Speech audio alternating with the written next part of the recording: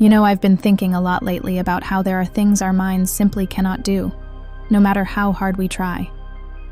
It's a humbling realization because, on one hand, the human brain is this extraordinary tool, capable of unraveling the secrets of the universe. Yet, there are these strange limits, things that perplex us, no matter how much we learn or how deeply we think. Actually, I owe this train of thought to Jack Brown, who inspired me with the idea of impossible things the mind cannot do.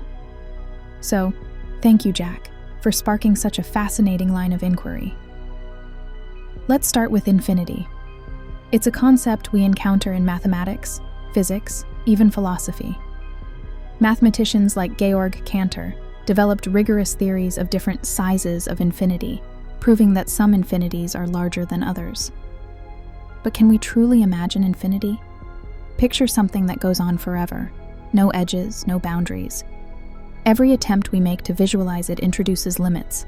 A horizon, a loop, an expanding space. It's as if infinity is an intellectual concept we can work with logically, but one that completely evades our senses.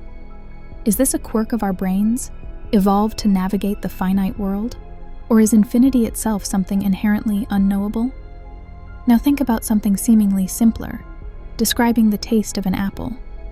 You could say it's sweet, crisp, maybe tart, but those words are just approximations. No matter how detailed your description, it won't truly convey the experience of biting into an apple. This limitation highlights a profound gap. Our subjective experiences can't be fully translated into objective language. This is known as qualia in philosophy, the unique, ineffable nature of sensory experiences. Why is it that some things, like taste or sound, can only be experienced and never fully explained? Does this suggest that reality itself has aspects beyond the reach of reason? And then there's color. Explaining the color blue to someone blind from birth is another impossibility. Sure, you can talk about light wavelengths, how blue is light with a wavelength of about 450 nanometers, but that doesn't capture the essence of blue. It's an experience, not just a fact. And it makes you wonder, if the blind can't perceive color, what aspects of reality might we be blind to? Could there be colors or dimensions of the universe that exist entirely outside our perception? Here's a truly mind-bending one. Imagine nothing. Not an empty room, not a vacuum, not even darkness. Just absolute nothingness. No matter, no energy, no space, no time. It's impossible. The moment we try, our minds create a placeholder, a black void, an abstract idea. But nothing isn't a thing to imagine. It's the absence of everything. The philosopher Parmenides argued that nothing cannot exist because even thinking about it turns it into something. But physics suggests that before the Big Bang, there was no space-time as we know it.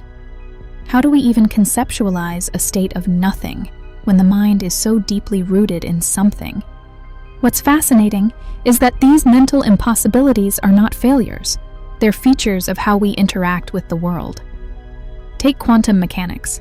It's full of ideas that defy intuition, particles that exist in multiple states at once, or quantum entanglement, where two particles remain connected across vast distances instantly.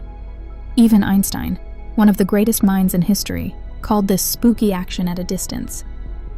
Today, we use quantum entanglement in technologies like quantum cryptography. But here's the kicker. Even as we build tools using quantum principles, we don't fully understand them. What does that say about the limits of the mind? And then there's zero, another impossibility. In ancient cultures, the concept of zero didn't even exist. How can nothing have meaning? Yet today, zero is fundamental to mathematics, physics, and even computer science. Without it, we wouldn't have binary code, the foundation of all modern technology. But try imagining zero as an absolute state. No matter, no time, no space. Again, it's beyond us.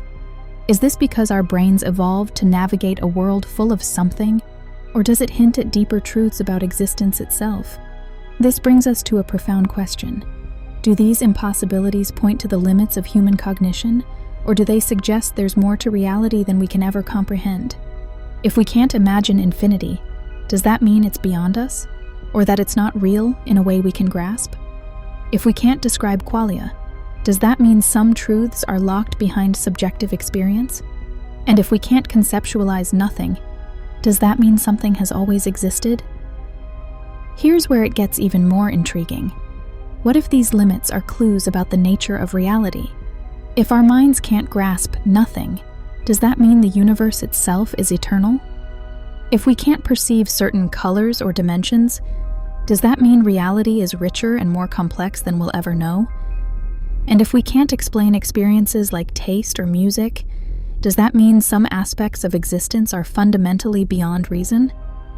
So here's my question for you. Do these impossibilities reflect the boundaries of the human mind, or are they windows into a greater truth about the universe?